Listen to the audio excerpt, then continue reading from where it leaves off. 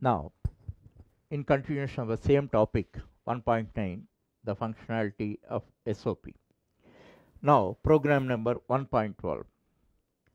In this program, I am demonstrating the unique functionality of SOP statement to perform arithmetics and display the result. That you can see. Now, main string args. Okay. Now we see. Now I have written 1, 2, 3, 4, 5, 6, 7 SOP statements, and you see the functionality of this. First I have written a string 5 plus 2 is equal to. Then I have written arithmetical operation 5 plus 2. Then as a result of that, what is printed? 5 plus 2 is equal to 5 plus 2, 5 2. Already I told you, if SOP starts with a string, even a blank string also, then these are treated as characters only. No addition operation, no plus operation is performed. Then 5 2 are printed. If you are expecting 5 plus 2 operation, that is addition operation, what you have to do? You have to write them within the parenthesis, within the brackets. Then as a result of that, what you are expecting, that happens. 7. Just keenly observe, this is one time you have to experience. One time if you perform the program, you never forget. Otherwise, theoretically, if you want to keep in mind, someday it is evaporated. Yeah? So that's why work out on your own. Thereafter, 5 minus 2, here 5 minus 2. Actually, then SOP does not perform this. It leads to error. So if the statement is there, it leads to error. So in order to work out, it is you comment out. In order to see the error, just you remove the comment and see again, you comment it out. Then error, it leads to error. How can you perform 5 minus 2 operation? That is, then you can do it like this: 5 minus 2 within the parenthesis, right? Then what you get? 5 minus 2 is equal to 3. Accurate result you can get. Thereafter, 5 into 2. 5 into 2, it performs well. Then uh, 5 into 2 is equal to 10. You can get. Thereafter, 5 modulus 2. 5 modulus 2, then the remainder is printed, that is 1. This is also correctly printed. And 5 by 2, actually 5 is integer, 2 is also integer. Integer division is made, so don't expect 2.5. Int versus int, always the result is int. So 2 is printed, 0.5 is not printed. So in this way, by using SOP, we can perform arithmetics also.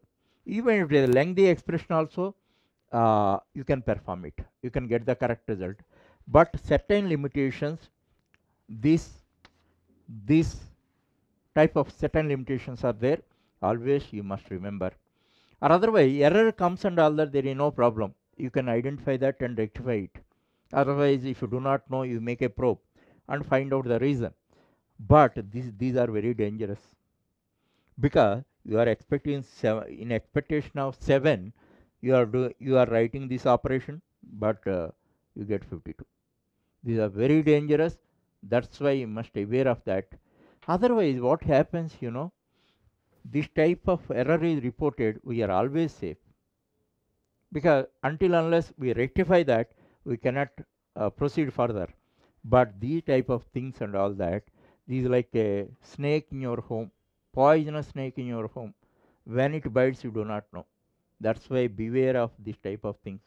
One time if you write the program and experience it, then you never forget.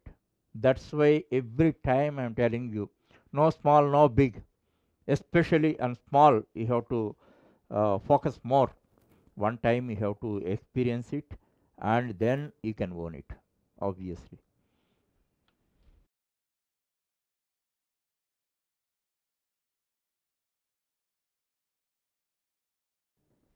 In continuation of the same topic 1.9, the functionality of system.out.println method, I am giving you another demo 1.3, 1.13, string demo 4. In this, see here two string objects I created S1, S2. Now using SOP, I am writing different contents. Here the S1, S2 I have written. As a result of that, what you get, A, B, C, D, E, F as a single string, it is printed. Thereafter, here S1, here a string literal I have written. This is string object. This is string literal. Now also you get the same result, A, B, C, D, E, F. Same result you get. Here, first string literal I have written, thereafter string object I am writing, then also you can expect the same result, D, E, F. Thereafter, S1 plus equal to, actually plus equal to operator I have written. Actually, what is the real meaning of that? S1 is equal to S1 plus S2. Plus equal to is the shorthand operator. So now when you write this plus equal to also the shorthand operators can be used on the strings also, like numericals. So now also the same result, A, B, C, D, E, F can be printed. So you understand that wherever some deviation is there and all that, wherever some new elements are there, obviously you get doubt. Why should you get doubt and make a probe and all that? Sometimes you make some trials and error, a lot of time is wasted. In order to avert all the things, I am giving so many demos on each and every element, every deviation. I am identifying and giving you a giving a program on that. This is called prevention is better than cure. So once you notice that, you can avoid the accident. Understand? That's why you focus on these elements. Whenever you are writing strings, then keep these points in mind.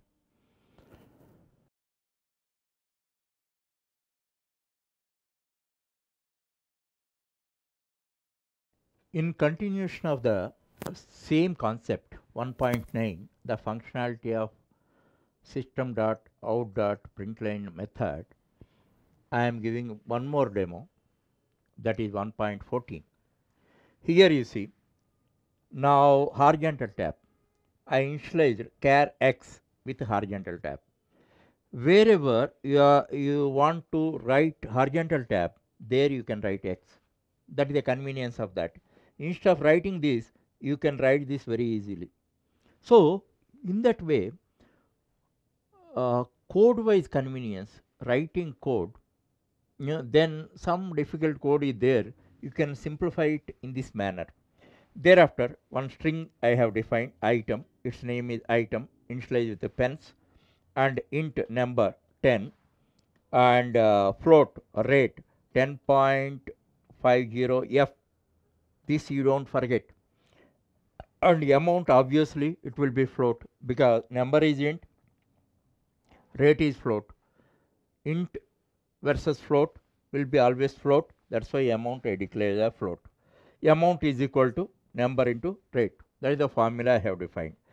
Now I am writing SOP statement to write all these elements in order to produce this.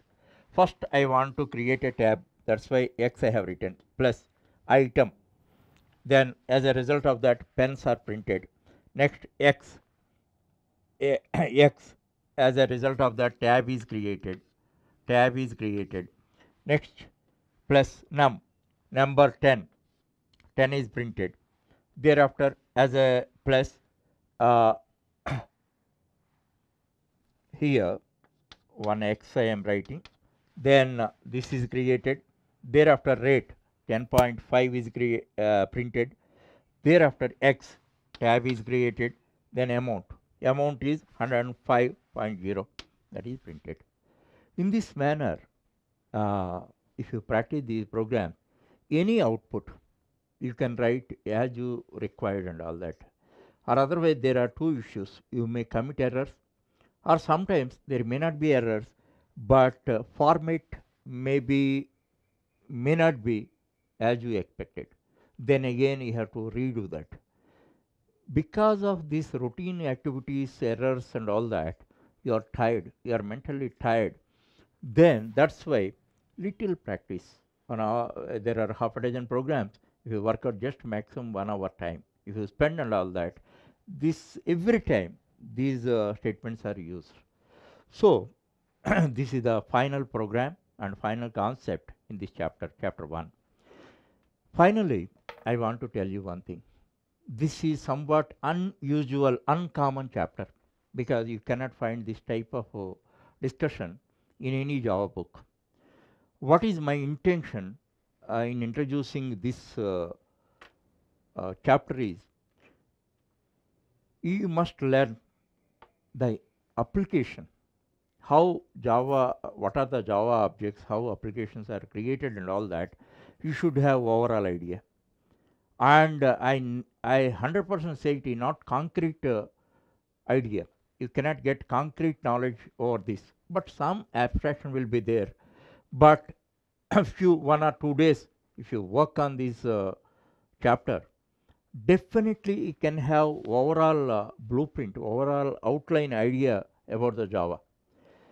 After this, with this idea, we are mentally prepared. What is the elegance of Java and all that, you could understand. Then, now second chapter onwards, every element I explain from the beginning in a meticulous manner, using examples as well as demos and program demos and all that. That's why whatever you understand, whatever element you study, then your understanding will be concrete, because already you have seen all the elements here, but some abstraction will be there. So from second chapter onwards, every element thoroughly with this background, thoroughly study, then you can own it once for all. You never get any doubt.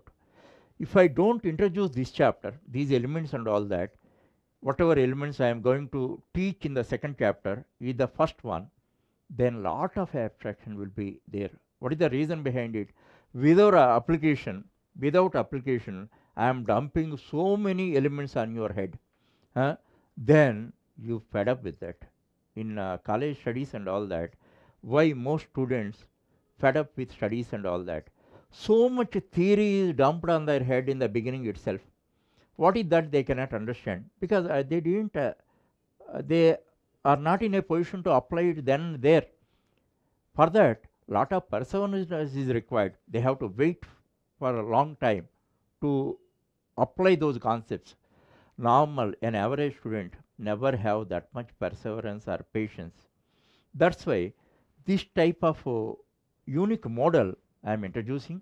First apply whatever is possible, and thereafter you go to formal study of the subject. Then each and every element you can understand in a pragmatic way, and you can own it. This is the way.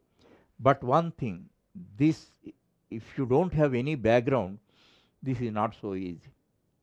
But you can understand, because I have almost spent 6 hours on this chapter, whereas normally I take 2 to 3 hours. But on this chapter, almost 6 hours I spent, because I want to give you a meticulous explanation and all that. And who want to become Java programmer and all that, definitely they should have that much perseverance. If they want everything in a precise manner and all that, it is not the right platform for you. What is the right platform, I cannot tell you. But if you don't have patience and perseverance and inclination to learn, then Java is not the right platform. So the first chapter will definitely lay a wonderful foundation for your Java structure. No doubt about that. That's why take 2 days, 3 days, or even 1 week. No problem. First master this chapter, chapter 1, and second chapter onwards, every element whatever you learn now, you learn meticulously and practically also. All the best.